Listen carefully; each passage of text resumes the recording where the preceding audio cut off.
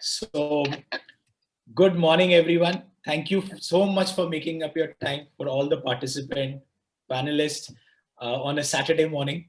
I know we go through a lot in the week, and Saturdays are time to slightly put things at backrest. But thank you so much for your time, and I'm sure this is going to be a very interesting session. A lot of learning from each other, and I hope we'll take a lot of ideas as well as points to ponder on and implement in our organization and such. Um, let me just share in terms of what, as an organization, our Meso is in the business of talent assessment and development. So we focus on doing assessments and surveys from last almost 10 years now. Uh, Over the 10 years, we had, the assessment industry had an organic growth, right from paper pen to online and, MCQs online. Then there was innovation in technology, proctoring came into picture, code compilation testing came into picture. And a lot of innovation has happened over the year. But there are still some traditional methods of assessment still being there, and quite rightly so. But we also realized in last 1.5 years, because of all the things which are happening around, um, there has been a paradigm shift into the way the talent in is assessed, the kind of output requirement, the kind of engagement organizations are looking at with their talent across India. And that's the paradigm shift even for the assessment industry, which is happening right now. Um, so it was for us, our Meso with HR Shapers, it was very important for us to understand what is the industry requirement, how's the impact been happening. If you look at the first wave last year when it happened, we all thought that is going to be for some time, 3-4 months. We all started working from home, and the focus was to build that infrastructure so that work can still continue, plus productivity. How can we make same productivities happening at working from home also? But then the second wave came, and we had to really start rethinking entire the way we are today doing talent assessment or talent development as such. Um, so there was an urgent need for organization to reimagine the talent assessment and development landscape to not only tide over the immediate crisis, but we also want to prepare it for future, right? So earlier wave was short term. Now it is everything. How do we prepare for a long term, impact of the pandemic, as well as the way organization is going to carry forward right from working from home and such. Uh, so in the first, when we did the first survey last year, as I said, productivity, these are certain things which came out very high in terms of competencies required, how the impact was happening. So we did a second round of our survey this year in June. Um, and the objective of this, again, the survey was that how COVID has impacted the organization and how HR fraternity has tried to manage it. What are the best practices implemented in last about 7-8 months, so that what we can learn from other organizations. Um, what are the skill and competencies now required for the future, right? As we are working from home, the now the skill competencies they are changing further. How assessments are being used by organization, and what are the expectations of organizations in assessments there, and what are the challenges they're facing there. We also wanted that this survey result, the data of the survey results also helps and support HR fraternity, HR people across India to bank their decisions on. So if you have certain data where you say now this is competencies which is required high, and there is a data which is coming, you can easily take out the decisions out there. So what I'm going to do is I'm going to just share 4 or 5 slides of the survey overall outcome. And of course, we are going to share this survey report with everyone who's attending, who's registered with us from on Monday from there. And we'll also be putting on our website on Wednesday or Thursday for everyone to download. So I'll just take a minute to share my screen, a few slides there, and we'll move forward.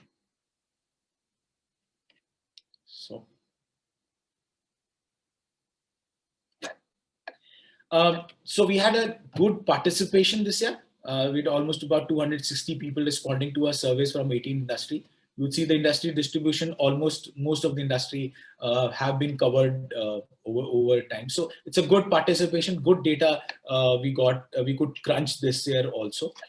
Um, if you look at the key findings of this survey, we still have 75% of the organization which are moderately or totally impacted by lockdowns and work from home environment. So there are a lot of organizations which have been impacted there.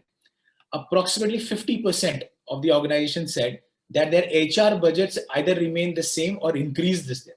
So if you see, there's a lot of now focus on employees happening this over the year. So rather than feeling that HR is the last one to get budgets or the budgets are cut more, we felt that, according to the survey and talking to different HR people also there, we felt that the budgets have remained almost the same or have increased this year for almost 50% of the organizations. So that the focus is on talent development there. Um, the challenges seen with the employees came as employee engagement and stress management of the employees there. That was the key, challenges were from working from home. This high investment has gone into employee engagement, motivation for the employees there. So that's the strategy a lot adopted by the management or the HR people, HR teams across the organization. Um, what has happened also is working from home has opened a lot of digitization of work we are doing. I was talking to one company in Bangalore day for yesterday, a startup about 2 years back, and they said, what we had thought what we'll achieve in 4 years, now we have actually achieved in 2 years because of the digitization happening all around us. And organization have implemented a lot of tools there to communicate with their employees, to make an open channel with their employees. Like a lot of surveys has been conducted this year by the organization, and having an open channel of communication for employee engagement. From an assessment perspective, there are almost 50% of the organizations still say they are using formal methods, not assessments and such a method there, formal method. But there has been an increase in percentage from 33 to 49% of the organization who have started using assessments this year for more, getting in depth for any employee or prospective employee there. As I said, in terms of budget, almost about 50% organizations said budget was same as last year or budgets have been increased. Now, if you look at key challenges with the employee from home and comparing with the last year, as I said, last year people said productivity was a main challenge there. If you see from left, we have 24% people said productivity last year, but this year employee well-being has caught up. So productivity people have been managed to do good work and there, but employee engagement, employee well-being, mental, physical, stress management has really taken the first space, or that are the key challenges faced by the organizations. Engagement, stress management, of course, remain almost the same as last year, and this is an ongoing effort by every organizations to reduce stress and being more engaged to their employees. As I said, strategies adopted by the organization. Highest is employee investment in employee well-being and motivation, increased talent development initiative, a lot of communication tools being used, like do surveys being done, chatbot being adopted by different organizations to talk to their employees, technology, a lot of processes becoming online rather than paper and pencil. So these are some of the strategies being used by organizations. So job losses, salary cuts have been really minimized, which we think most of the organizations would have done there. Now, if you look at the tools being there, as I said, for almost 50% of the organizations started doing or were doing surveys, pulse surveys and employee feedback and 360 feedback. Organization used a lot of open channels of communication, almost 44%. So about 7% organization also implemented something like chatbots for their communication with their employees. This is very interesting from last survey to this year. So there was a question which says, what are the non-negotiable competencies required in the organization for irrespective of the job role? And you would see accountability this year has come on the top, which was almost about 7th rank last year, right? Productivity being now coming to a level where what the organization wants, other things also coming to that level. Now accountability, people are looking at one competency, that people are accountable, people are saying that what they are doing and accountable to what kind of job they are doing, what kind of work they are doing, and even managers there. Collaboration, yes, the most one of the most important competencies to be there, and especially working from home. How do you collaborate with your people? How do you collaborate with your team? How do you collaborate with your managers and such like that? So it's almost remained the same rank in terms of the collaboration. uh, Adaptability from 6 to 3 this year, right? Because of changing of time, because of changing of what's happening around us, changing of the customer requirement, changing of organization requirement. How do you adapt to situations? We are seeing every month, every 15 days, something new and things are changing for us. How do you adapt to this? So this competency also has, rose over the ranks from last year. Customer delight, customer are changing, customer requirements are changing, the way customer are behaving is now changing. From at like today we cannot go and meet our customer. Even look at insurance industry or farm industry, they were not able to go and meet the doctors or people who want to get insured. How do you use digital platform to do it? So customer delight also became one of the most important competencies which were required for this year. Effective communication, which rose above the rank, right? How do you communicate with your customer? How do you communicate internally and such like that? So these were some of the different competencies which would just move ahead as per the time and as per the requirement of the time there. Then we melt down on in terms of the assessment, how companies are doing assessment this year. I said almost 50% still are doing formal CVs, interviews, feedback sessions, gut feeling, instincts, depending on also on previous experience of the employees there, prospective candidates there, but almost then again 50% are using your formal methods of doing assessments there. And this has risen from last 33% to about 50% this year, 49% this year. So more and more companies are adapting formal methods of doing assessments, different type of assessments, psychometric aptitude and such. Then we spoke about what are the reasons for not using what to this 51% people. So, different things came out to be, some are using some other tools, too costly and such kind of a thing there. We also we wanted a feedback on what are the typical challenges organization feels of the assessments they are doing. And not surprisingly, the first almost 50% replied that faking of responses is a major challenge for us. So we are not able to get the right competencies of the people there or right attitude of the people there. Lack of self-awareness, because they are question answers, so there is a lack of self-awareness there. And we had done this survey almost about internally to our clients and such, and similar kind of things came out almost 2 years back. And we also, as I said, are innovating as an organization. We are innovating the type of assessments we are doing, and we moved from a typical MCQ based assessment to more of a game based assessment, because we feel that game based assessment would able to substantiate or minimize the kind of issues which are there currently in the traditional assessment. So because game based assessment are very engaging, it takes you to a storyline and understands, it's very engaging. You don't ask for direct responses, you have multiple scales, and we try to get the natural behavior of a person. There are maximum data points collected to give you the right responses there. So that's where we are also moving from last almost 1.5 2 years to game based assessments. So thank you so much, everyone. Thank you for your time, and I hope this helps, and I will send this survey report to everyone on Monday. Ashish, on to you now.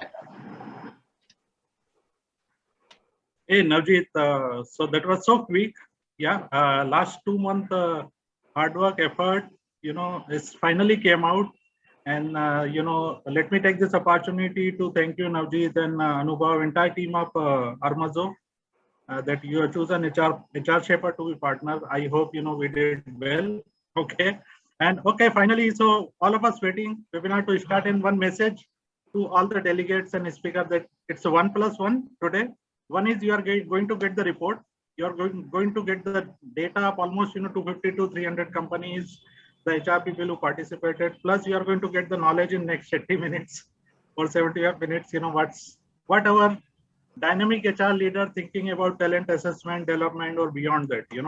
This conversation not limited to only the report, survey, finding, and observation. Okay. So please be open to share anything, everything, what you feel and what's happening, what may going to happen. Yeah. So that is kind of bonus. We have, like Navjit and Anubhav is also there. Navjit said, you're going to get the report. Ask your friend to join right now this webinar. They will also get the report. Okay. From Monday, it will be live anyway as well. Okay. So great. I'm sharing the screen. Who are there with me? Can I get a share screen access?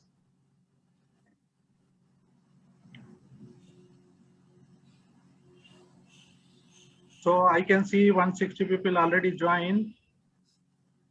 Okay, yes, I can see this, yes.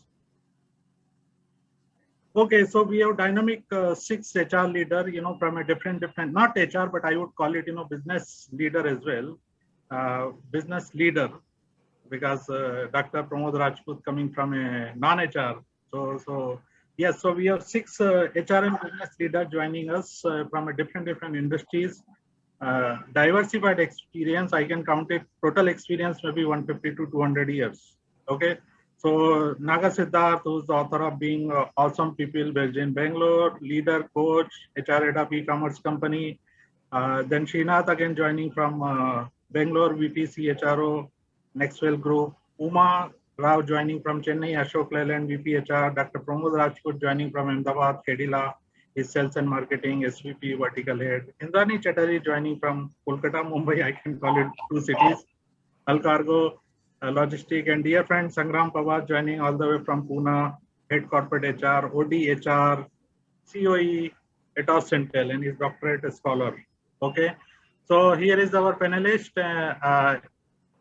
Feel free to share anything about your past achievement, anything which you want our audience to know. Okay, but keep it very short in terms of your introduction and all this. Let's focus on the conversation, the topic, which is talent assessment and development, leadership way forward. Again, I'm saying nothing to do with survey finding. You can pick up some of the bite from there and please connect the dot. That's perfectly fine. Yeah. How the format is going to be there is, we will start with opening remark. Okay. There is a particular order which we already shared. So I will just read it once, then everybody will wait for their turn to come. After one round of conversation as opening remark, we will have Q&A session. And if time is there, so we will take the question. So be specific, concise, consolidate your thought, because the lesser time you complete, we'll get more time to pick up some other topic and, the input from. So it's better, our audience get, variety of the takeaways. Great. So let me now just. Great. So this is the second webinar which is happening with Armazo. The first one, when we did it, that was kind of before we were launching the report, and we had a 4 speaker, and they were again from a different industries and all, right? Okay. So thank you once again, Armazo. So opening remark will start with in order, and obviously ladies first, both the ladies first here. Indrani, Uma, then we'll go to Sheena, Dr. Pramod, Sangram, and then Naga will be the last one. So let's begin with Uma. So good morning, Ashish, and thank you very much for this opportunity to speak here. And as you have mentioned, we need to be very laser sharp in what we want to convey. So my thoughts are, first on the topic of this session, talent assessments and leadership. And I've seen that, assessments have a lot of value. The question is, how do we want to use it, and for what purpose do we want to use it? Assessments can be used for selection. Assessment can be used for rejection. Assessment can also be used for development. And I think that is what is very important to understand. What do you want to use it? The least preferred is for rejection, because no assessment should ever be used for rejection, because that really fails the purpose of the assessment. Assessment is most of the times not just a quantitative aptitude and things like that. It is much more than that. It's about a leadership behavior, the competencies and things like that. The moment you start looking at it as an insight, it's like a horoscope of an individual as a leader, literally. So the stars tell you something. The assessment parameters tell you something. You have to use it in your environment to get the best out of the individual. And this is something I have found of great value when I have done a person job fit assessment, for example. It really validates some of the things that you find when you talk to the individual. So, for me, assessments are more for validation than for using them for absolute yes or no kind of a decision. This is number one. Number two, which I would like to say is leadership itself is undergoing a huge change. Leadership competencies of the past and the leadership competencies of the present are, I think, very different today. As a result of which, in our environment, we've added one more competency of managing remotely, which in a manufacturing setup, Ashish, we never had this. What is this managing remotely business? You come, everybody sits in front of you. You go to the plant, everybody is in front of you. It's not like an IT firm. So this pandemic, of course, has been the chief transformation officer in many ways, and they have actually accelerated the pace of change for us. And today, if you can't manage remotely, you can't run a hybrid team. And it's a sad and a shameful thing if an organization curls back to going the old way of working.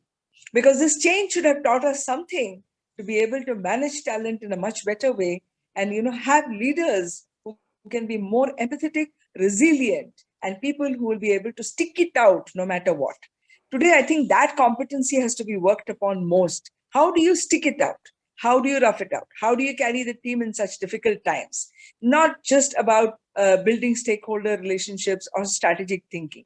Today, it's about resilience. And I feel this is one of the most important competencies that we need to have. How do you assess them? How do you assess? It's not as if, a coronavirus happens every now and then for us to assess resilience of people.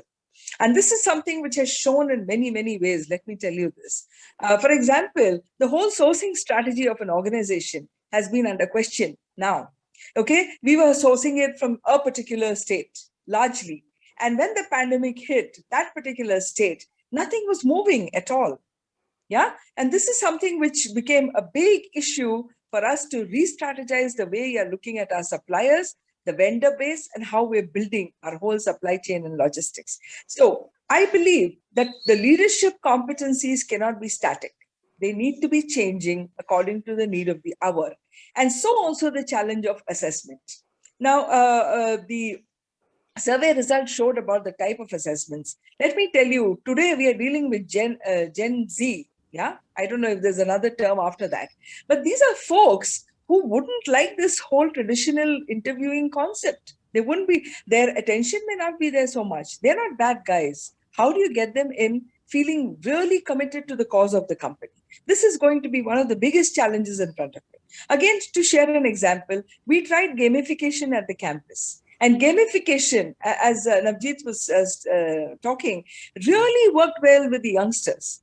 Are we as a company tuned with what the talent pool needs today? Or are we going to be doing the same old things and expecting some dramatically different results? It never happens. This is something also that we need to understand. How do we change? Again, onboarding experience, we completely dramatically changed it by making it completely virtual.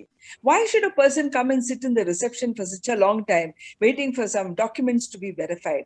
But really, frankly speaking, this is about customer orientation.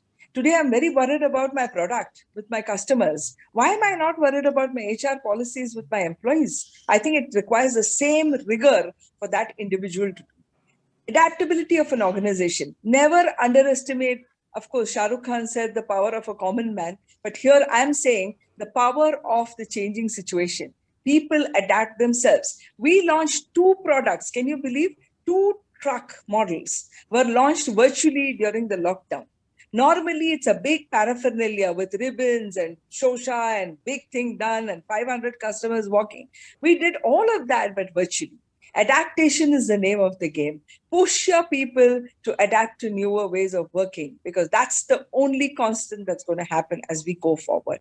And finally, if you're not very agile as an organization, according to the changing circumstances, you become irrelevant. In this lockdown, I have done a lot of org changes, organization design changes. structure changes. We have cut some levels so that the decision making is faster, and cost is also a very big parameter. Let us not forget that. In an organization, every employee has to either contribute to the top line or has to contribute to the bottom line. You can't be doing neither and sitting there. So how do you ensure that you do both of this? And therefore, we worked a lot on the structure. I'm not saying that we've got the ultimate stuff in place, but we are constantly looking at it, because we are constantly looking at our costs and working on the value that we bring to the table. And that value is more for your customer than anybody else. So you need to carry that home and make something work for you as a company. We did not get into used vehicle business, but because of this pandemic, we understood that there's a need of used vehicle, and we have started a whole vertical on used vehicle. Again, to the point that Navjeet said, how do you do customer service? So therefore, to sum it up, I would say that the organization's talent has to be engaged in meaningful ways according to the context. Number two, adaptability of an organization is the biggest thing that works in today's time. Number three is in a setup like ours, where we have multi-generational workforce, how do you engage all the folks, including the youngsters? I think this is going to be really, really important. And finally, please keep an eye on cost, because at the end, that's what matters in an organization. So that's my 2.5 bit, Ashish. I hope that works. Thank you, Uma. So that was again so quick. All overcoming employee, treat employee as a customer. Yeah, that's most important take away. Adaptability is another point which is taking. Okay, I hand over to Indrani now. Good morning, everybody. Thank you, Ashish, for the invitation. And Uma, it was a wonderful opening remarks, and definitely I will take a couple of leaves from your discussion as I make my opening statements. So first of all, I totally agree with whatever you guys have shown in the report. Though I do have certain observations which I will come during my session, especially on the slide where you had shown the customer delight have gone up from, I think, 20 ranking to 5 ranking. I would really want to know what magic pill actually made this happen. Like last year it was in the 20th rank, this year 5th rank. No, I'm just not joking. I'm really interested to understand the magic pill. So having said that, our topic of discussion is talent assessment and development. And I would like to take a step back and reiterate the fact that it is not only about the existing talent that we have in the system that needs to go through this lens of assessment and development. I believe in last few months, especially in the COVID 2.0 series, I'm talking about series because we all are now very used to the term series thanks to Netflixes of the world. So the COVID 2.0 series actually taught us many things which COVID 1.0 did not. And one of them being getting the right talent and retaining the right talent, because we did see just the time when the companies were getting into a complacency mode that, okay, the talent is very secured with us because there's no jobs in the market and hence they are not going to go anywhere. There's this shake-up call, hey, it's not true. And suddenly we wake up to see our critical talent are almost on the verge of leaving us or having one or two offer. So which brings a big question in our mind, like, are we focused enough to manage our entire talent? For last 1.5 years, we were thinking we are going to engage our talent through various tools, techniques, implementation of various digital interventions. We started calling them digital natives, etc. I'm thinking that with all of this, they are going to be happy with us and they are going to stay with us. But the reality that we are seeing in last 2 months, at least from my experience and whatever I have shared, whatever I have heard and shared with my colleagues, they are also in the same boat as mine. Critical talent are on the verge of quitting the organization.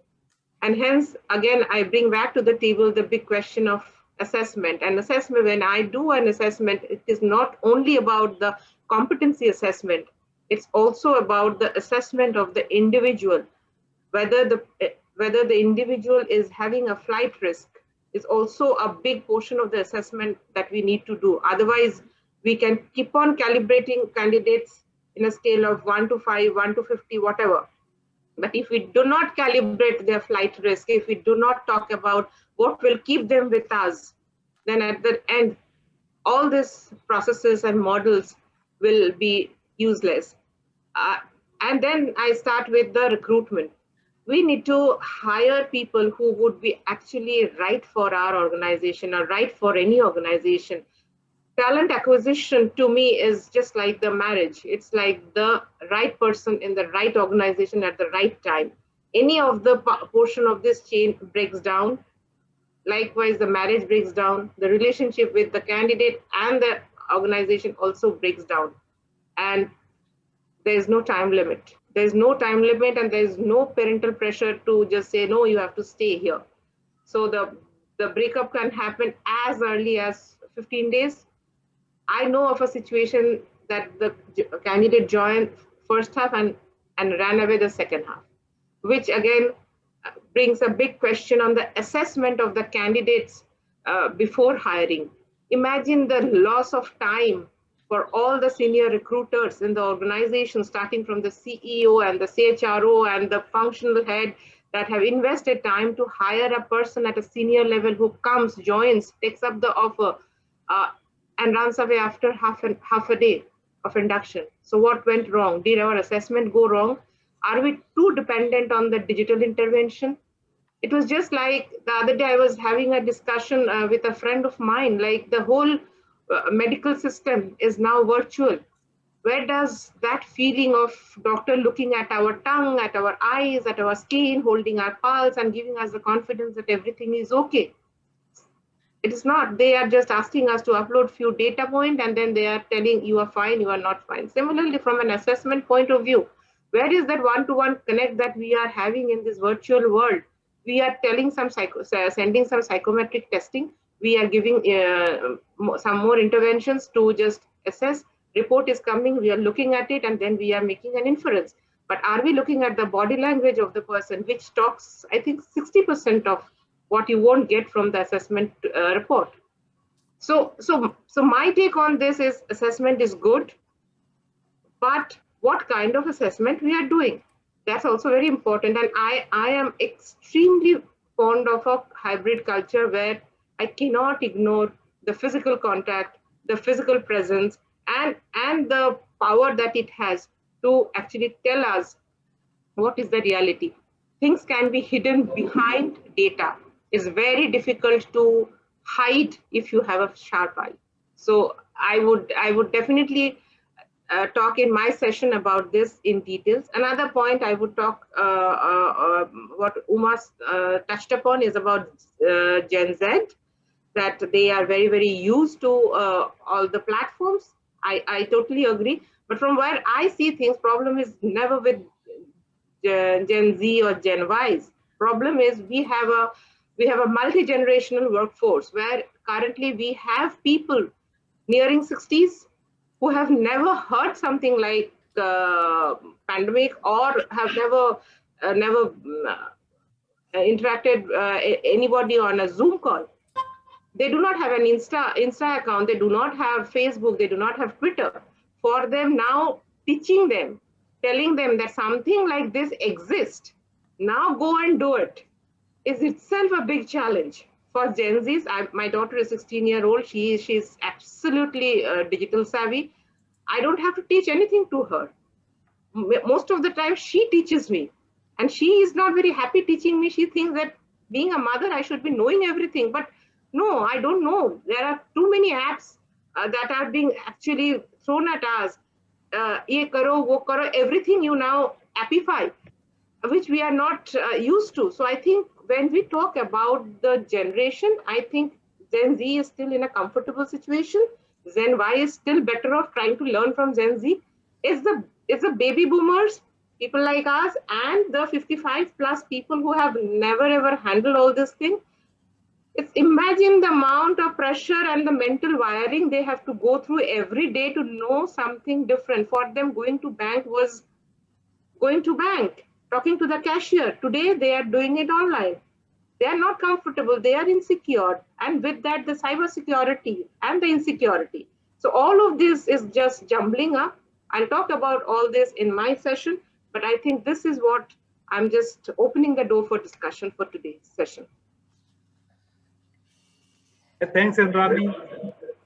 I'm picking up one sentence which you said, things can be behind the data. I would call it human can be behind the data, right? So you are coming up all the way saying, okay, let's human touch human interact with human, and all the delegates and our speaker, initial two opening remark by Uma and Indrani, they are coming from an industry, they can't afford, work from home. Believe me, right? That is true, correct? So it's actually, live case study kind of coming out, and some challenges, which Indrani touched upon. And it's leading me to say that panelists and all the delegates, please challenge the report also. If you think, some data point not really matching with industry and you think, it can be otherwise, please do it. Yeah, it can be very good conversation with all of you.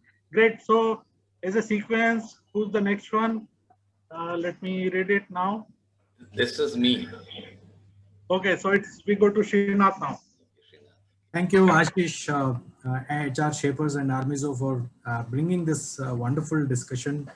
Amazing, points touched upon by both Uma and Indrani. When I look at it with respect to talent assessments and talent development, two things in the current context environment that we are in, comes to the fore. One is the jobs that are carried in front of the screen, the jobs that are carried out of the screen, right? So when I look at it, the ones in front of the screen needs a lot of stress on the digital aspects of the work, the cognitive aspects of the work, and the ones that are off screen needs a lot of human touch. Of course, this also needs, but the primacy of it is predominant there. When assessments are a way of applying science to the challenges that we face in terms of getting the right talent, not only right talent in the current context and as per the report, it also says that the well-being is the most challenged of traits currently. So how does assessment, apart from hiring to retiring development aspects, how does assessments help us bring the well-being aspects to the fore of an employee? Because if I don't take care of an employee well-being now, assess it right, predict it right, and structure my programs in a way to keep my people healthy and happy, forget about all the other skills, strengths that I have mapped to the right fit role, it just doesn't perform, right? So therefore, how do I measure that and predict the well-being of an employee and ensure that that is sustained? So in this context, I think this becomes very important and falls into a very primary role. Of course, the assessments that we have today, when we went through the report, it also said that 51% still use traditional methods of assessing talent that is coming in. My only thing is, if stupidity measures, then stupidity shines. So you cannot afford not to use science behind assessing talent, irrespective of how good a gut, an instinct, and an experience that the body sits in front of a prospect and assesses the talent to be able to perform a role. It is always good to have science in front of you, backing you, and use that to augment the talent that is coming in. Of course, all this makes sense only when we have defined our roles and competencies and the strengths required in success profiling a prospect. If we have not done any amount of data, as Indrani put it, will not throw up what we actually really want. And if we don't know what we want, what is shown on the screen will still be mumbles and jumbles. So with that, having said that, I think it is very important for all of us to adopt to science and also ensure bringing some amount of engaging experiences so that the natural ability of that talent comes to the fore. If it is structured on a screen and measured with eye movements, of course we have heard some assessment tools where eyeball movements are tracked and then said whether the particular person is good, bad, all that. So we need to be more cognizant of the human element in all these assessments that we do. how do we measure human spirit, right? We all know that irrespective of what the core strength or the primary sets of strengths or the skills that the person comes with, it is the ability of the culture, it is the ability of the challenge that one faces where the human spirit comes to the fore. I think we have ample examples in our societies, in our organizations, to bring that to the fore. How do one measure that when we are hiring talent? Is that even a factor today, especially in a digital environment? How do we ensure that that human element is also measured? Because that's a game changer in finding the right talent. I think with that, I would say assessments is a way forward. Enjoyable experiences during assessments bring more natural elements to the fore in terms of understanding, adapting to what we want, and success profiling the prospects. I think with that, I'll end. Thank you so much. We will discuss further on the rest of the questions. Thanks, Srinath. Even while I hear assessment, it always, push me to think about assessment center, which we actually use it for leadership and all, right? Junior people not eligible. That's what our thought process and assumption is. Okay, but everybody need to assess by default, practically as well. And Srinath, it also brought me to a story of, actually it is the real case study in USA. One of the retail company, they are assessing a talent, fresher, new joiner, as well as lateral, and those who are working for a promotion and the next level with the VR, virtual reality. Okay, they will ask you to wear that VR. Okay, Navjeet, this is related to you as well. And they will ask, employee to play the game. How do you react to the game? How do you react to the situation? They will put you in those kind of jobs. Okay, so I'm not sure whether, some of us are doing or not, but this is already happening in advanced country, guys and girls. Okay, so from here I go to the next one. Again, let me read it. Who's the next one? Sorry, I'm missing on the order. Okay, I request doctor to go next. Okay. So good afternoon to everybody, the panelists, Ashish ji, HR Shapers, and Armizo for giving me such a wonderful opportunity. I deal with the pharmaceutical industry, where we take care from the manufacturing to the supply to the customer delight, and to ensure the product should be reaching to the last man, to the society, because medicine is one thing which is the basic requirement. And believe you me, we always say that's a beautiful combination of an HR and also the leaders, the marketing people. The blended combination has added the things in a very positive way. So I always see there is a glass filled instead of glass empty. Because if you see the pre-COVID era, we were in the ritual mundane way of working, which we have heard about it. And when you are writing about this 5 points, accountability, when you are showing about it, collaboration, adaptability, customer delight, and effective communication, then one more thing has jumped 10 rank, which I was noticing it very clearly, developing people. It was on your 15th rank, and it has jumped to 7 rank, and the communication, which was again jumped to 10 more rank. So you can see these two things have played a major role in that. So we don't deny, and we have played in this way, same way. So we understand that the pre-COVID, the things were going ritual, but now we have to ensure the things should happen. So we have developed the people. The emotional quotient factor which is required, because when 3,000 people, they come to the factory, we have to take care for themselves, because they are the people who is going to produce the medicine. They are the people who are going to take care for the things. So again, HR has played a very beautiful role.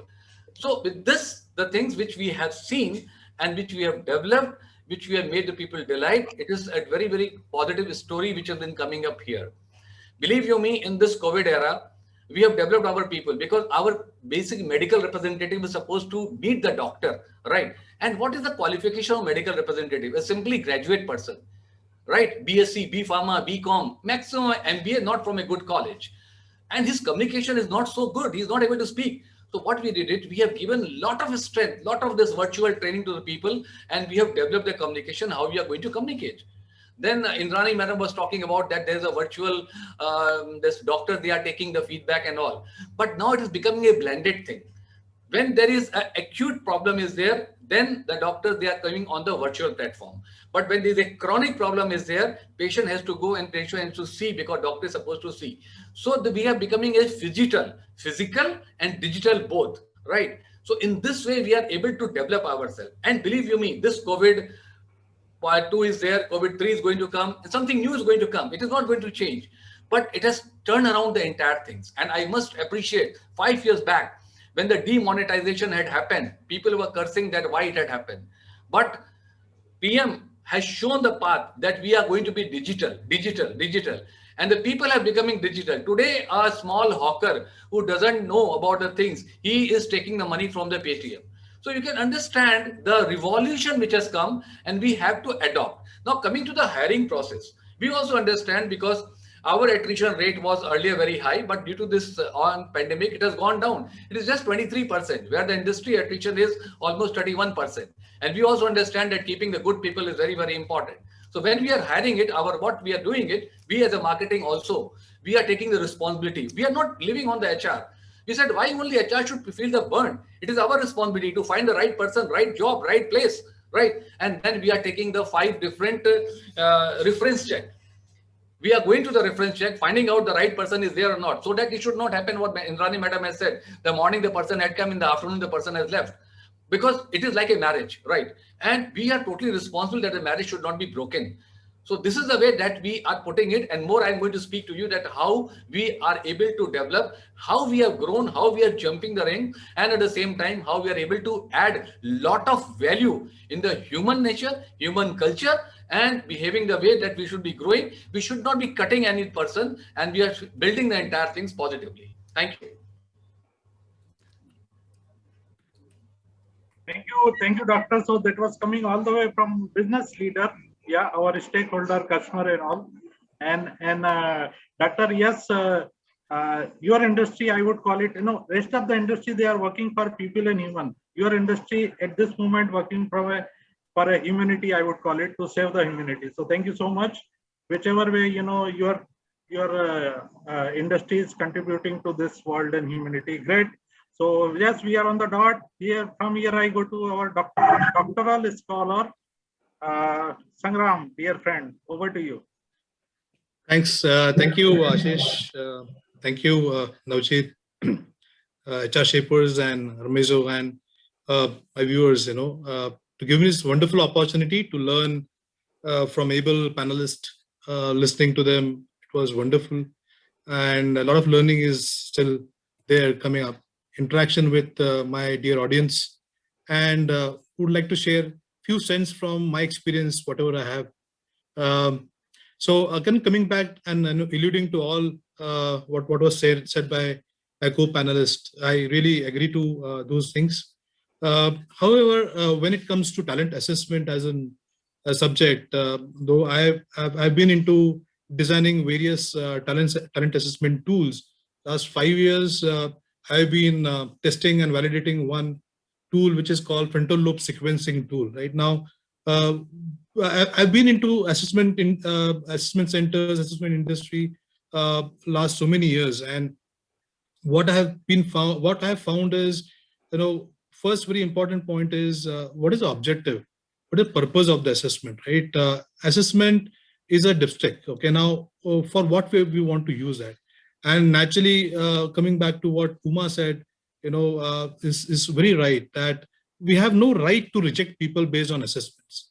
So assessments typically, what are to be used, what I feel is on the validation part, before even we get into interacting with people, which brings in the knowledge, the body of knowledge, what is science, what one of my co-panelists talked about, which validates whether I am hiring the right person for the right job, whether I'm really positioning employee in the right role in an organization when we talk about career movement, career progressions, and also when it comes to developing the leaders, right? So the most important part is what is the purpose. And if you are able to relate the purpose to the business, then in the business context, then it becomes more meaningful.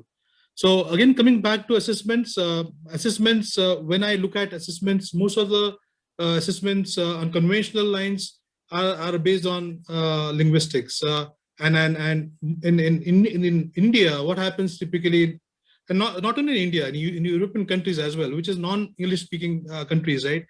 the problem statement is people first try to translate the English in the mother tongue, and then they try to respond to the assessment questions which are there in front of you. So there is always a bias which comes in. There is always a deviation which would come in, though with the scientific way of doing the psychological testing, that reduces. But that is one of the major drawbacks what I've found. That's why I embarked on finding the combination of projective analysis as well as with the linguistics to bring in more deeper and more natural instinct responses of people, which we call as behaviors, process behaviors. So what I've always felt is, we should have proper combination of assessments. And rightly said by Ashish, we always talk about assessment centers. The reason of assessment centers, again going back to the brilliant basics, is we have to understand a human being from all the perspectives. It's not only with the assessment tool only, but also the observations, which are very, very important, critical in different situations. So how a person reacts in a stressful situation, how a person reacts when the things are really, really good, right? So and so forth, so and so forth. So we have to have a proper combo of assessments identified properly. The objective should be very clear, and therefore we can be implementing the assessments in true sense. So that's few cents from my side, Ashish. And before I go we go forward, just wanted to just talk about, we talked about so far knowledge, skills, and abilities, right? And one more domain is getting added there is the experience. So now the whole world is talking about employee experience, right? What kind of employee experience we want to bring in? That's a critical area where we are trying to work around all our organizational developmental interventions, human resource interventions, and business interventions. So most important part is the experience and how we design our solutions in line with the bringing in a good experience for our employees as well as for customers, and therefore the customer delight.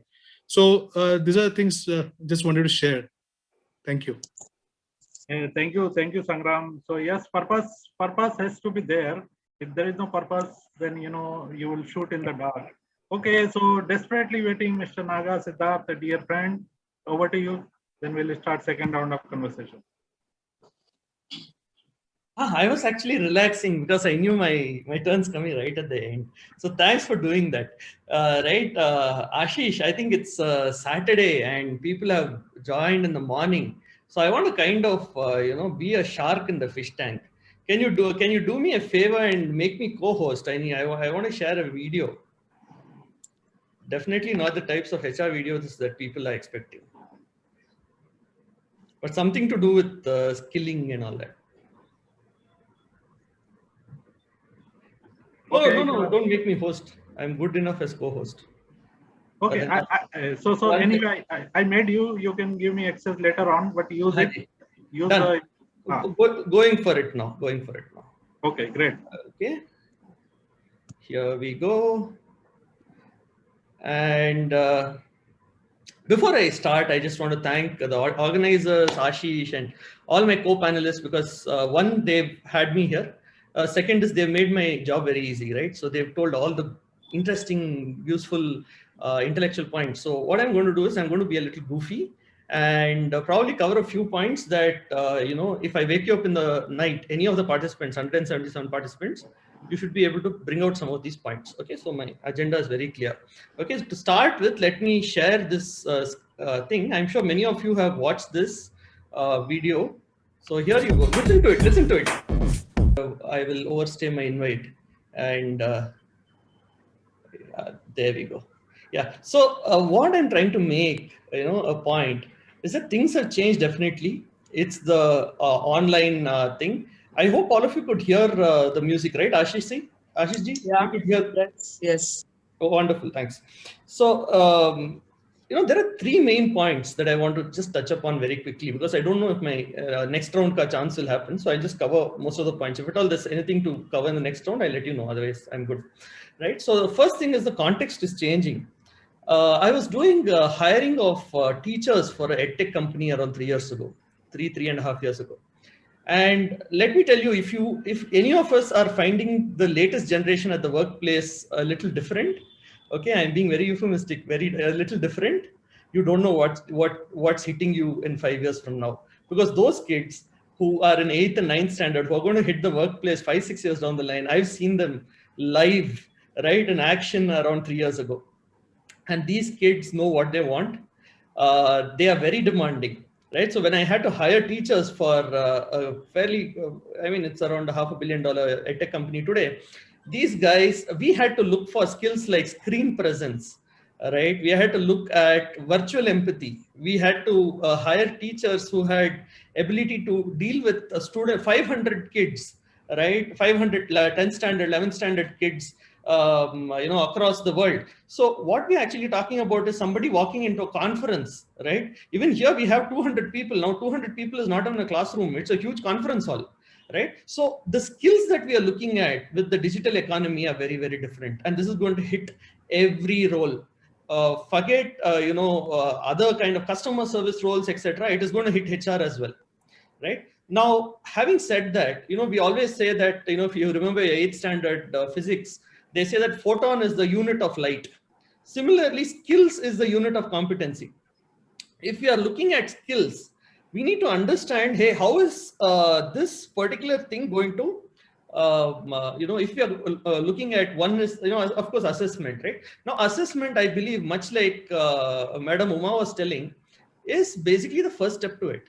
Now, what do I do after assessment, right? The question is like an onion. Okay, I have a great onion, probably if it is in, problem because Nasik has rains or whatever, then, I get Turkish onions and those are huge onions, very good onions. But then you keep on peeling. Uske baad kya? Right? So basically the question is not only assessment, but what do I do after the assessment? Which needs to be, how do I help people develop? Because the next generation, they don't wait for a company to have L&D budget and then help people grow and then give attendance and then take 5-rater feedback for the trainers. No, all that is gone, right? They'd rather download an app, they'll figure it out over the weekend, and Monday, suddenly his capability has gone up, right? So having said that, that's also the reason I kind of showed that video. So if you're looking at engaging and developing people in the future, it has got to have 3 aspects, right? One is personalization, right? We all know how YouTube personalizes stuff, right? If strange stuff, right? If I look for a mask, buying a mask on Facebook, the next window I open on YouTube, it is showing me the mask movie. Probably it has not yet made sense that N95 mask is different from the mask guy, the green faced guy, but it's getting there, right? So personalization is definitely in when we look at skills and stuff like that, right? The second is contextualization. Some of my co-panelists also spoke about contextualization. How can I make things meaningful to the end customer, right? End customer in this case could be an employee, it could be even the final customer, right?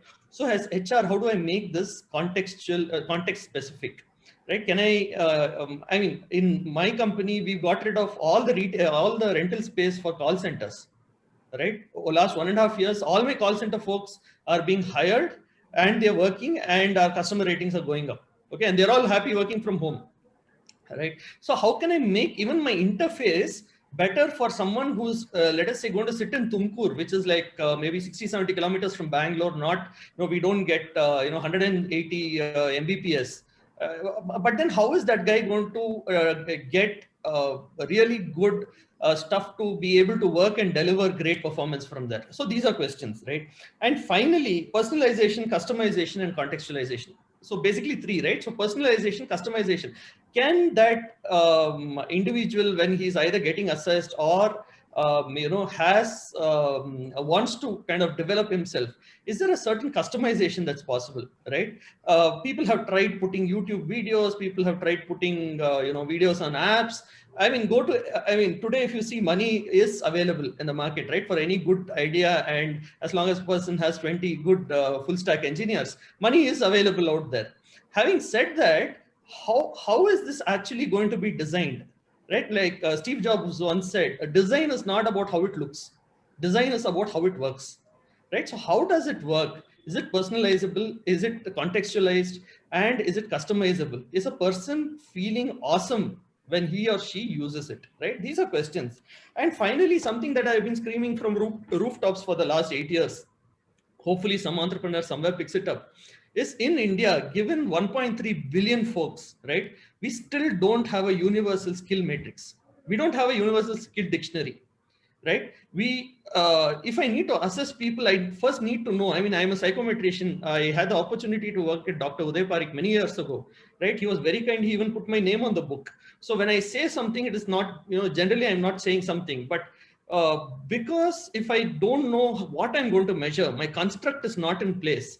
I have no clue whether what I measured even makes sense for a context, right? Let me say it again. If I don't know what I'm measuring very, very clearly, it makes no sense how good my report is.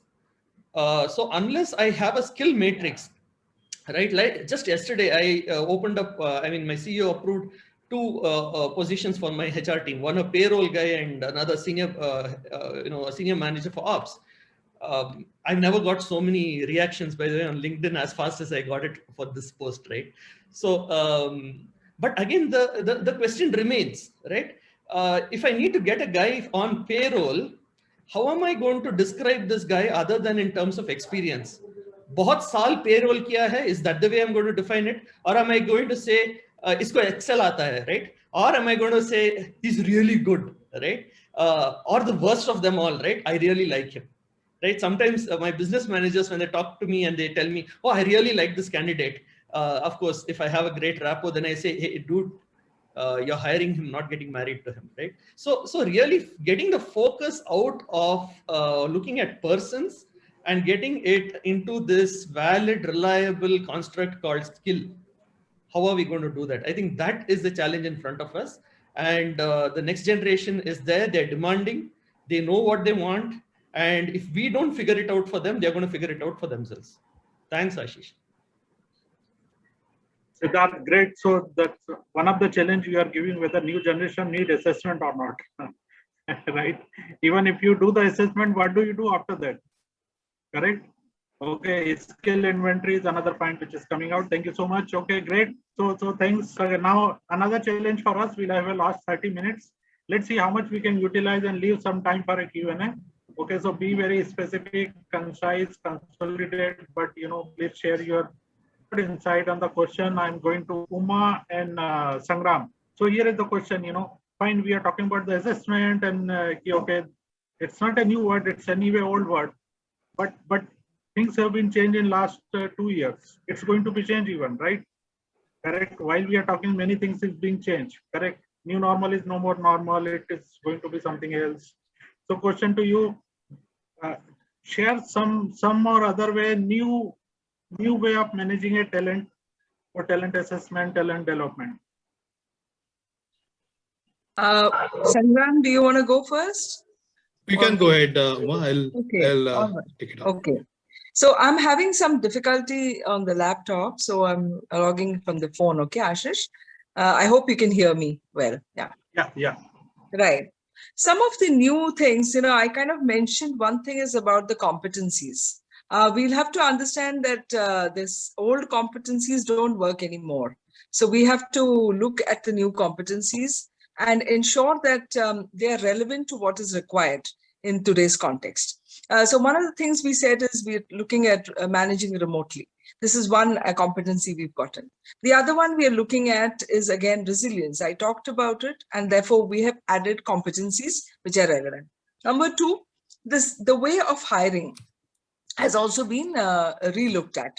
given the current condition.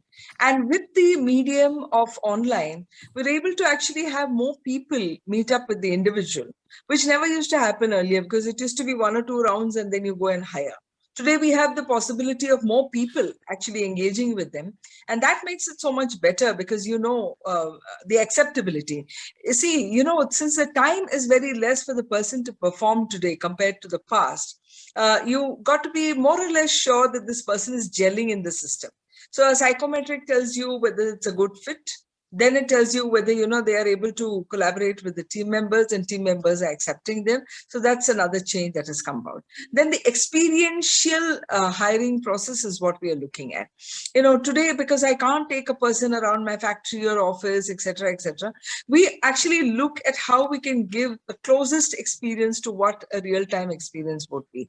So we have done a lot of video-based, sort of sharing with people for them to understand what it means to be in the real environment. So these are some of the changes we brought about in the way we are hiring. Our whole onboarding, as I told you, has gone completely digital. We don't do anything now, which is absolutely the pen and paper style and wasting. And also in the current context, not even safe for us to do things like that. So this is another thing that we are working around. The third thing is, the whole business of orientation in the organization. Today, the individual from day one can see his or her whole team together. Whereas in a physical environment, the person has to travel from city to city and meet everybody and do this. We never really use this medium. Today, he gets all his 7-8 people reportees directly. He can see his larger team of 30 people together, 50 people together. I think it's fabulous because that awareness is very quick and dissemination of information is also very quick. And these, I think, make a lot of difference. We have used the same thing for our internal talent movement also. We do assessment centers, which are all virtual now. And this is something which is very important for the career growth of people. And through this pandemic, let me tell you, people who are invited for the assessment center have got a very good sense of feel of the organization and they feel a better sense of belongingness because they have been able to do this. We probably did not invest so much of time in the physical medium earlier as compared to what we are doing today through the virtual medium. So I would say that, all in all, if you look at it, it has really shifted the needle for us from being a very traditional, have to see the individual, have to get a sense of the person in front of you, to now relying on assessments, some tools, and also making the individual reach out to a wider audience to be able to make that decision of hiring or otherwise of an individual. So this is something I think which has been very useful during this time and definitely a practice worth sharing. Okay, so thanks, Uma. It's wonderful. Sangram, can you adjust your camera? Okay. You can just see how. Is fine? Yes, thank you. yes. Thanks. Thank you. Yeah. So before I come to the best practices and what we do, right? I want to just come to the basics of the paradigms. What have changed. So basic, 4 level paradigms. We what we felt is changed and changing. The first is cognitive domain level. What we always say is thinking of larger problem and not piecemeal problem. That's connecting the dots at larger levels. That is one paradigm shift which is being seen after COVID-19 setting in. Second is at the affective domain level, where the workplace is to be designed around the workforce, which leads to work from anywhere, right? Boundaryless delivery, what we are talking nowadays, and naturally effective virtual connectedness. The third paradigm shift, what we are talking about is at psychomotor domain level, where capabilities of people requires to be versatile. Where adaptability is one of the major competence, and yet deep focus in the industry. Because while we are saying that people have to work at the horizontal level, the T model we always talk about, but people also have to be focused deep in the particular domain. And the fourth paradigm shift is at emotional domain level, where always we talked about emotional intelligence, which is very, very important. However, today people want emotional support. So how we can really build our workforce, the environment and the work culture around this 4 paradigm shifts which have occurred post COVID-19. So the whole competency framework, what we have designed and the whole career management platform, what we have designed is around our evolved competency and the paradigm shifts what I talked about. So what we have done is very important. While we are working on the well-beings of people, we are being more connected to people virtually and providing that kind of emotional support. But it's equally important what's going to happen next. We also have to be relevant to the business, and therefore the competency and skills have to be evolved and looked with a lens of how the business is going to change and what are the customer demands coming in. Therefore, what we have done is, and at a framework level, we have created 3 buckets of the skills and competencies. The topmost bucket, what we always talk about, is the invest bucket, where we want to invest, looking at the customer demands and where the business is moving, and how we can really identify those skills which are, and technologies behind those skills, how we like to position that, which is demanded by the customers today, and in IT solutioning. The second bucket, what we always talk about, is core competencies and skills, which brings us a business, was bringing the business. Today also we have a lot of business around that, but we don't know whether it is going to remain in future or not. But majority of business revenue comes from that particular skill set and competencies. And the third bucket, what we talk about, the relearn bucket, which we feel that going forward is going to be extinct. People will have to move from, say, very simple example, from mainframe to the newer cutting edge technology or the skill set what we talk about, the AI, the machine learning, and so on and so forth. So these are the 3 buckets what we have created, and this is totally relevant to the business. And we are trying to educate our workforce, saying that you are the founders of your own career. In short term, what we say is you are CEO of your own careers. The owners has shifted from organization to you as an individual. That is what the first paradigm what we are we try to bring in employee workforce, and we created the whole developmental interventions based on these 3 buckets, and we have also aligned our career management, the career progression framework, aligned to these 3 buckets, so that people see the outcome in terms of progression, in terms of the compensations going up, and they becoming more relevant, where the organization also gets more billability and revenue from the customers. So that's in a nutshell what we are trying to do. And just to give a very high level statistics, we have created more than 8,000 QBRs, question banks, and with more than 187 top niche skills what we talk about. And these skills are assessed at the skill level and also at the knowledge level. So knowledge in terms of application of the skill. So this is how the whole the career management framework today looks like, and it's very much relevant to the business. And we are adding a lot of value to the business in terms of how we can really add the billing with the development of the skill. So that's the direct linkage what we are trying to bring, and that's the power of assessments. And we are doing everything online. That's the thing what we are trying to do. Thank you, Sangram, and I can assume and I can relate the number of workforce your organization has, even Ashok, Leland, also Uma. So there's a large workforce. So delegates, they have changed the competency model, and the new accordingly, the talent has to be performed, talent has to be identified. Delegates keep our speaker busy through chat and Q&A section. Speaker, please pick up anything and just keep interacting. I'm afraid that we'll get a time for a question answer. So this is the medium I want to use now. Okay, here I go to the next one, Indrani and Dr. Rajput. The question to you. Yes, partially it is covered about the hiring, but let's talk about, because both of you coming from an industry which is really growing faster than we can think about it, right? the logistic and the pharmaceutical, correct? And it will grow even. I'm sure you may be facing the challenges of how to retain, yeah, or perhaps how to develop more so that they can take up the more responsibility and also anything you like to share, around this. I certainly like to share, and that's what I said, that the attrition part has gone down. It's just 23%. What are the ways of retaining? Again, I said HR is a felicitator, right? And we as a leaders, we have taken the responsibilities that we should be working not only like a leader, we should be working like a servant leader. We should also be working like an entrepreneur, because this is my business. If anything goes down, I am responsible, not the promoter is responsible, because we are a commercial house.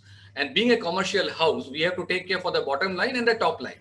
And how the bottom line and top line will be achieved when the people which are placed there, they will be able to achieve the desired goal with the desired requirements. Fine. So this is the overall structure is there. So first thing is we have made the things emotionally strong to the people. First thing we said that we are with you, right? It's a very important thing, because today human, whatever said and done, human is the most important asset.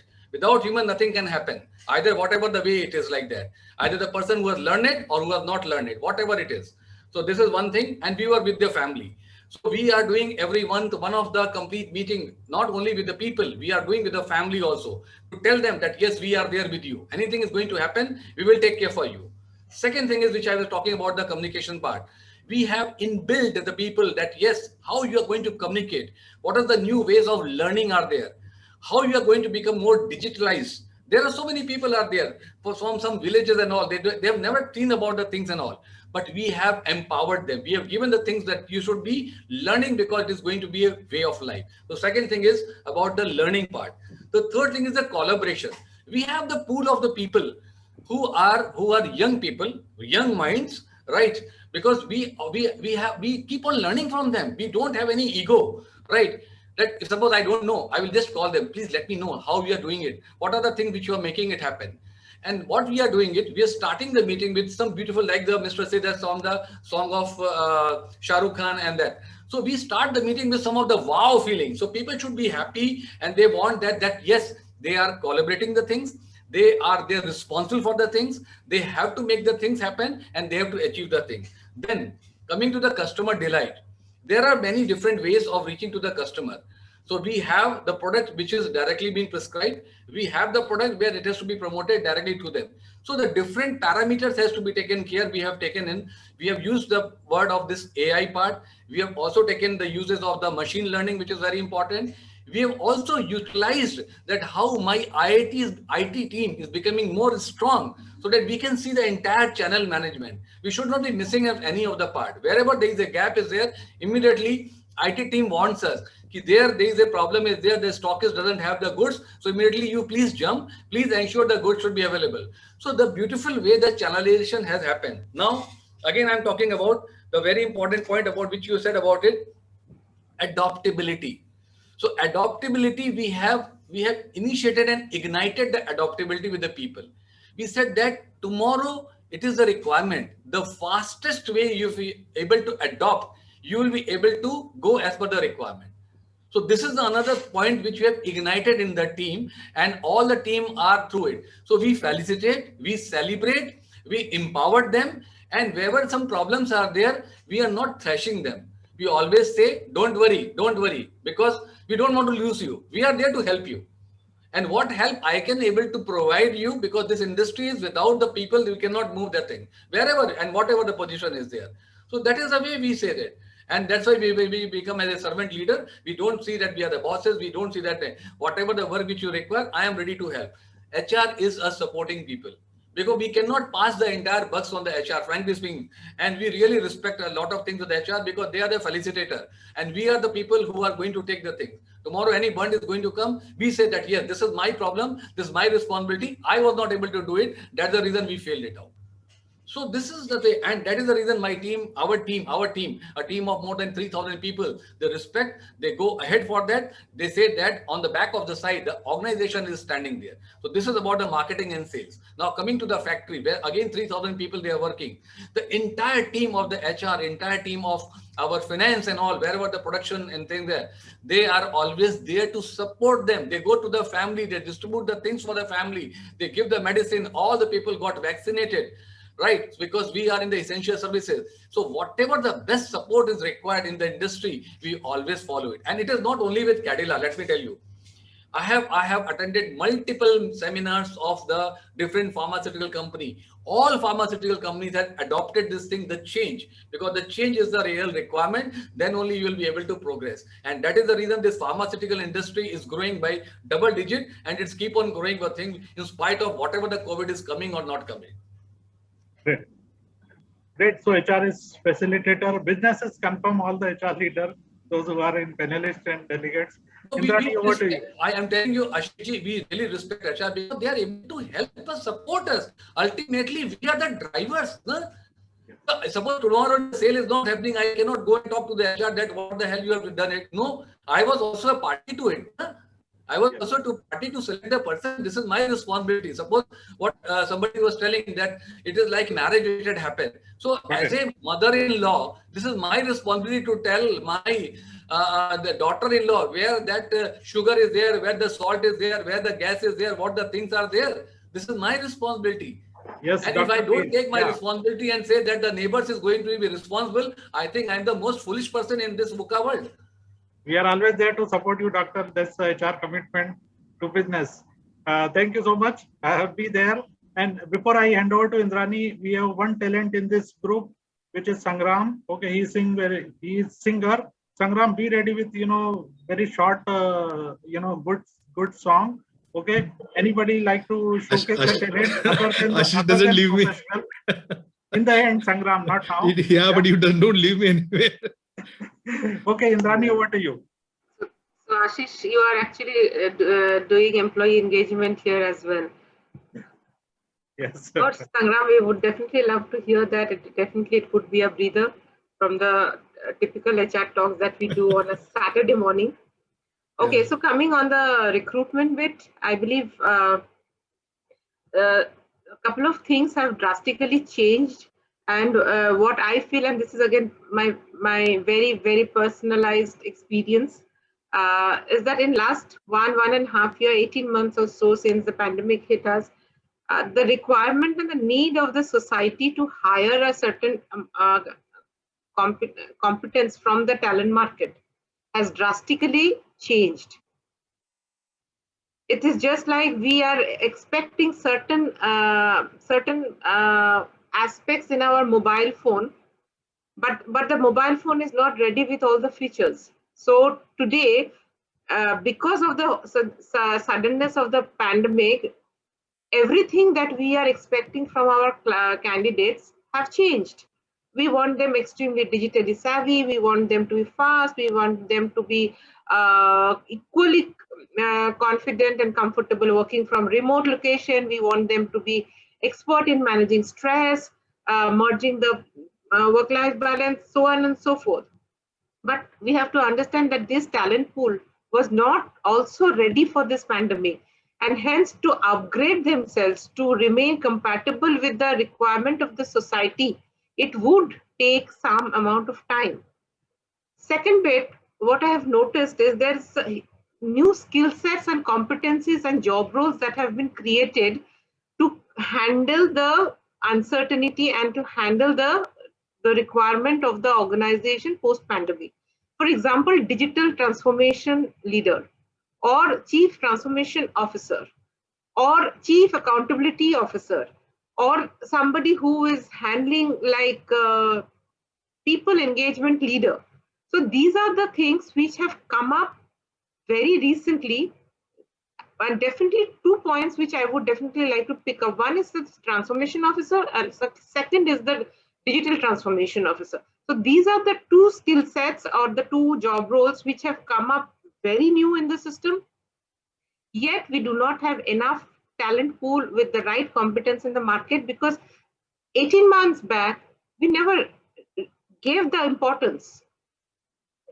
We never gave the importance. Suddenly, the need of transformation has become so high that the operational excellence guys are somehow doing that Jugaadu kind of thing and getting transformed into a transformation officer. But when I see the CV, when I see the competency, I don't see that. So my take on it is, while the society is moving very fast, corporates are moving very fast, talent market will require its own time to upgrade, because at the end of the day, we are dealing with people. And for people to get upgraded to the changing environment will require some time. There comes the assessment, and there comes the development, and followed by the individual development plans. So the assessment to identify the gaps, followed by the developmental needs, followed by the individual development plan. I think that's where the whole chain will work very fast if we actually focus on the assessment of the skill gaps that are there, not a blanket assessment that what the person is doing, but the skill gap required because of the changing environment. Number one. Number two is this pandemic had shown us that we have inherited a huge amount of legacy debt, which no longer is useful for us going forward. Pandemic or no pandemic, we have to kill the debt. We have realized that there are too many things that can be done remotely, too many things that can be done on a digital platform, which doesn't require to be in office. What it is doing to us, couple of things. I think Uma said that we are organizing interviews very fast. Yes, we are in a position to organize the interviews very fast. At the same time, we are able to bring the entire country. I'm just not focusing on the globe right now. I'm just focusing on the country. Like, it doesn't matter. I don't have to fly a person from Delhi to Bombay. I can zoom in and zoom out. It saves a lot of time and money. So the travel time and subsequently getting the time from the recruiter or the CXO or the chairman has reduced, because now everybody is in the Zoom platform. Third, because everybody is working remotely, the acceptance rate also has gone up, because I am comfortable working from Delhi. I don't need to travel to Mumbai, and hence I don't have to uproot my setup. That definitely gave a lot of, I would say, stability to the recruiters, where the success rate have gone up. But in a reality situation, or if you do a reality check, there are offer dropouts also that are happening, because it is not only X who is providing this. It's also Y, it's also Z, it's also Z1, Z2, Z3. So we are again in a similar platform of competition, providing the similar kind of offer. And hence every candidate now have multiple options to choose from. So here comes how you position your organization. What is the employee value proposition? What is the differentiating factor for which somebody with more or less everything will still come and join you? And here comes the big importance of the culture and the storytelling of the success of this organization. Somebody talked about the video, that we should show the video or a pseudo trip to the organization, video organization. I think how well we can connect the employee psyche to the purpose, psyche, value, mission of the organization. And trust me, every day when I'm a senior candidate, this is the one thing that is actually taking the candidates away from us or bringing the candidates to us, if they are in a situation to relate to what we are doing. If they are not, trust me, they are still having options. The good ones always have options. So I would like to leave the thought in that manner, that one definitely is a culture is going to play an extremely important role. It's just not a good to have thing anymore. It is a must to have. It is a differentiator. It's a differentiator, because the experience that you are providing will keep the employees with you. Second is the skill sets that are required. The Indian talent market is not yet ready. We are doing a stopgap solution. People are taking crash courses, but nobody has got that relevant experience. How can I expect an employee to have a 3 year of experience of handling a pandemic situation when the pandemic is only 18 months. But this is actually happening.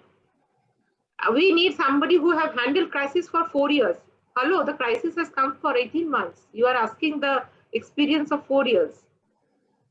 So the realization that the required talent pool will be available after a certain period of time is something that we need to also think through.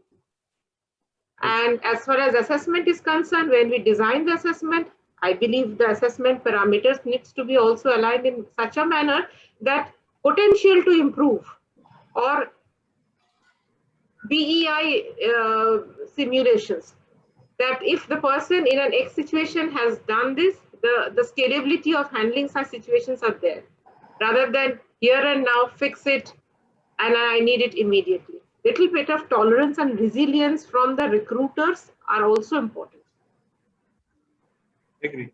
Ashish, can I get a quick word in? Just one So clarification. yeah, question coming to you, Sid and Srinath. Okay, you can add up then over and above.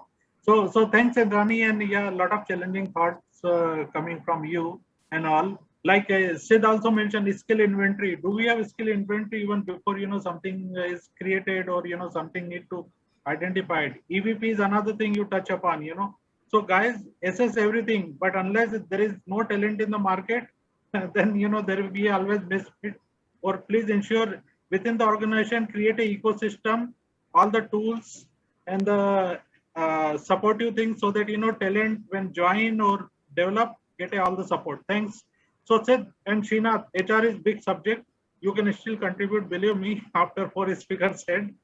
So question to you, plus you touch upon whatever you want to touch upon, but question to you, it's more than 50% CEO saying, guys, I need to reskill, upskill my workforce. Yeah. So please share some views on this. Over to you. Anybody can start. Srinath, go ahead.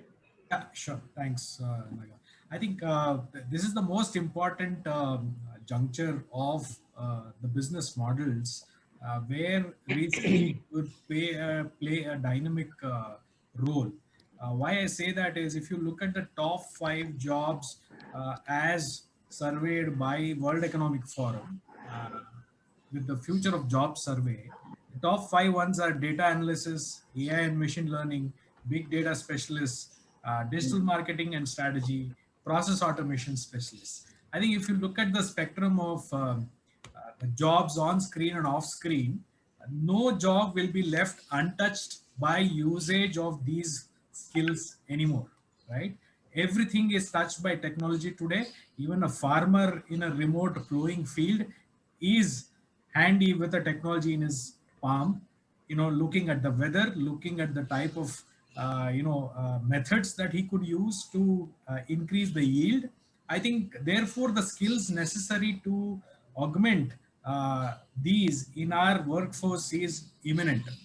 However, each organization and the place at which each one has matured on the curve of their practices and processes, and also the vision to the future will define what skills that they need to move ahead on that curve, right? These are the general ones, but which would not be untouched. However, each organization needs to look at themselves, reflect upon what are the skills that would propel them into the future, manage the current situations, sustain the businesses, and then grow from there on. So therefore, to weave those is very, very important, and look at, as Sid put sometime before, the context of the whole thing, and then come up with a plan, especially for HR, to be able to look at the competencies that are required to not only sustain businesses, but also grow the business. But having said that, HR needs to gain more in terms of looking at human aspect of the whole thing when we come across the imperfections that we see around in our workforce, because the current scenarios have taught us the levels of distress that one could go to if we don't present our human aspects and just reduce life to mathematical exactitudes, right? So this is very imperative to carry on as a skill. It was always there. It was not that it was not there, but it is more in prominence now, that we look at life and the whole of it in terms of designing a future that is more conducive, that is more accommodative, that is more adaptive to sustain business and grow businesses, but with a human aspect attached to it.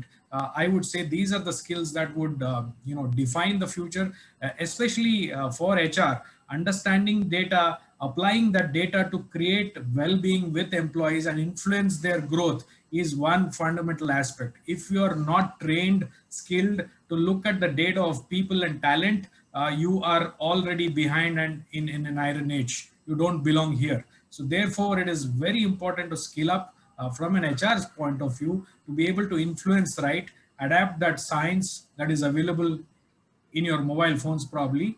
We have gamified assessment centers now to look at that and be able to see, okay, these are the top 5 strengths, these are the top 10 qualities that I see in this individual. How could I marry that to the opportunities that are available and ensure that the developmental cycles to bridge any gap that I see from the reality to the actual presence of that strength is what needs to be stitched together, personalized, and then taken it forward. If we don't do that continuously, probably we are lagging behind. Technology comes to the fore there in terms of using this wonderful science to make a difference, and that is the human element that we should be looking at ourselves, at our teams, at our people, and as HR. I think with that, I'll leave it to Naga now to share his thoughts. Sure, thank you. Ashish, minding the time, I'll keep this really short. The first is there were a few questions asking me, why did I play that song? Okay, so here's the answer. The answer is, if you see, that lady is teaching how to dance, which is basically a skill, and that's what I was talking about, in a very simple way, right? She said, whatever, left leg aage aage, right leg piche piche, right? Now, which dance school on earth makes it so simple? Right. So the first thing, and the fact is, skill development needs to be that easy. It needs to be fun, right? And once I'm able to break down skill development or human potential development to a very simple way that is enduring, or rather when it's enduring, it becomes enduring, right? In the other person. That's the reason I played that. Okay, so responding to the chat. The second is, I think we've been talking about our chief transformation officer across industries, which is COVID-19, right? And it has kind of kicked people out of their control obsession, right? I need 4 people around me and I'll see what they are doing on their monitors, right? So that's kind of gone off. And I think this is a fundamental transformation that's happening, right? In a very simple way, people have learned how to stop trying to cure others all the time. And they have started to learn how to care for people all the time, right? If I care for people, I don't need to keep looking at how to fix people all the time. And I think that's a fundamental shift that's happened over COVID and so on. And hence all our assessments, right? I mean, for all the participants, guys, that is one great review. The report that is there, a lot of hard work that's gone there. Have a look at it, look at whether those things are useful for you, right? And you will get insights on how you can care even more for your employees, right? I mean, it's a storehouse of stuff that's taken back from the HR professionals, right? So I'm sure a little bit of it would be applicable to you. May not be the whole thing, but don't lose out on something that's being given to you on a platter on a Saturday afternoon, right? So let me come back. Where was I? Yeah, I was talking about cure and care. So basically, if you're looking at making a difference to people, start caring for them. And that report might help you too. Right? So I am done here, Ashish. Thank you. Okay, great. So before I go to last 2 steps. Okay, I want a closing remark from each one of you. That's one. Second is after closing remark, we are waiting for Sangram to sing a song. Any one of you has a talent to showcase, please, let me know. So closing remark should be like this. The question is, what HR stopped doing? Okay. In case, you think HR is still doing something which is not relevant, not necessary, in a one or 2 word, maximum 2 word, you can touch upon. So what HR stopped doing? Let me start from Siddharth right now. To be honest, I was waiting for someone else to start. Can you repeat the question for me, Ashish? Okay, so question is what HR should stop doing? HR should stop doing is I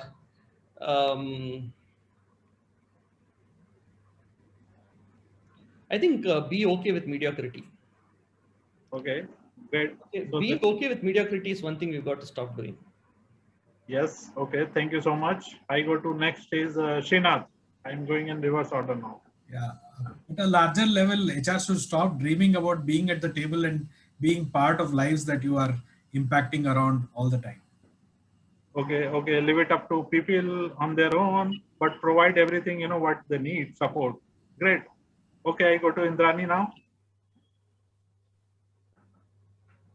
In case you are there. Otherwise, Sangram should come in. Sangram, you are there? Yeah, Ashish, I'm there. Yeah. So HR, what should be doing is we No, will have stop to doing. stop Sangram. doing Yeah. naturally. So we are not so HR has to stop being more authoritative, kind of rather than from there we have to have paradigm shift and policing paradigm shift to paradigm shift of facilitation status paradigm shift. That's very, very important, and be more collaborative with the business. Okay, great. Thank you so much. Dr. Rajput. So in a very lighter way, HR should not pressurize us for the bell curve. Okay, so forget increment performance appraisal. What you mean to say? So because we have been confined to just 10% or 12% on this EMI rating, and also that is one thing which is because people, they are doing extremely well. So then we feel that what to do and what not to do. So on the lighter side. So guys and girls, this is the advantage or disadvantage of getting business on the panelist. Okay, we get to know the reality, or whatever we can call it. Okay, Uma, last one. Yeah, I think, we fear having external partners. We should not fear having external partners to help us because we don't know everything. Yeah. So we should have the right kind of people to come and support us. It's not that you're being robbed of your job by doing that. In fact, it will make you appear more strong with people. Correct. So leave it up to subject matter expertise, but be there to support them. Great. Indrani, in case you are able to hear me, what HR should stop doing, please let us know. Thank you so much, everybody, for joining. Great conversation. In just 2 rounds, we couldn't complete even 1.5 hours. I mean, we wanted more time. Okay, and I'm sure each one of you wanted to share more point to cover and all. We just touch upon 3-4 actually. Many things left out. Diversity is left out. The new generation, Uma little bit touch upon. The leadership we didn't touch upon. The culture part we didn't touch upon. So HR is big subject. Clearly. Okay, so thanks, Navjeet and Anubhav. I will come back to you for a vote of thanks, no doubt. Sangram, are you ready? Yeah, so it was are you able to hear me? Yes. Just do the adjustment to your camera. Okay, again. Okay. Yes. Okay, fine. So just let me know if you are able to hear the music, please. Because are you able to hear the music? Yes. Perfect. Okay. So I'll just before I start the song. This is one of my original compositions, which will be coming live in a couple of weeks on 28 platforms of worldwide. So with Spotify and other virtual platforms. So I'll just sing a very couple of lines for you, and then you should wait for the full song to be released.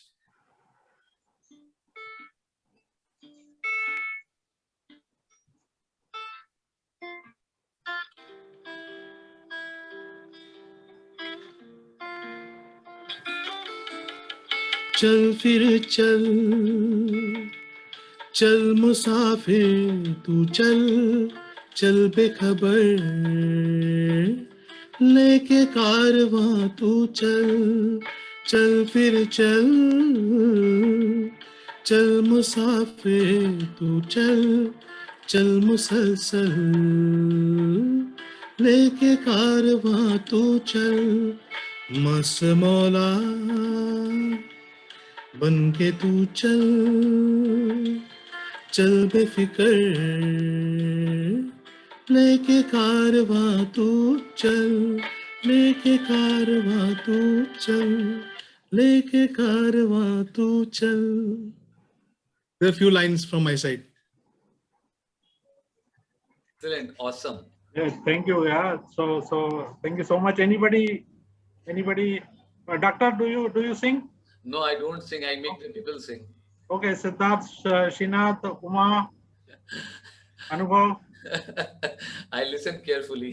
Hey, Navjeet, there Actually, has to be something. कान से होना बहुत जरूरी है, you know. तभी. आशीष अभी अच्छा mood बना है, समा बन रहा है, इसको खराब मत करो और लोगों को बुला के. We should keep the next one for the next, right?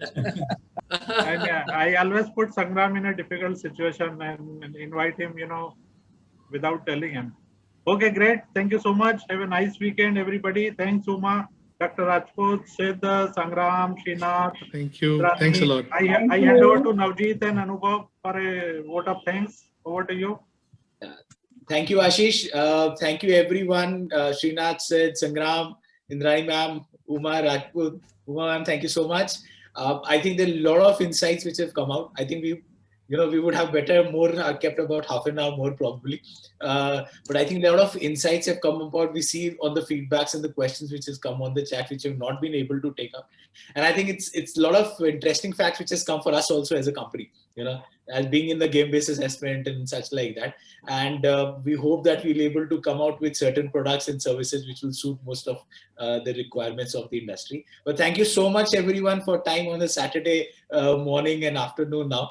And especially the participants. We had almost about 180 participants at one go there. Thank you so much, guys, for attending this. And I hope we have been able to learn from panelists and take home some of the points which we'll try to implement there. Thank you, Ashish, for arranging. Thank you so much, being a privileged part of it. Thank you so much.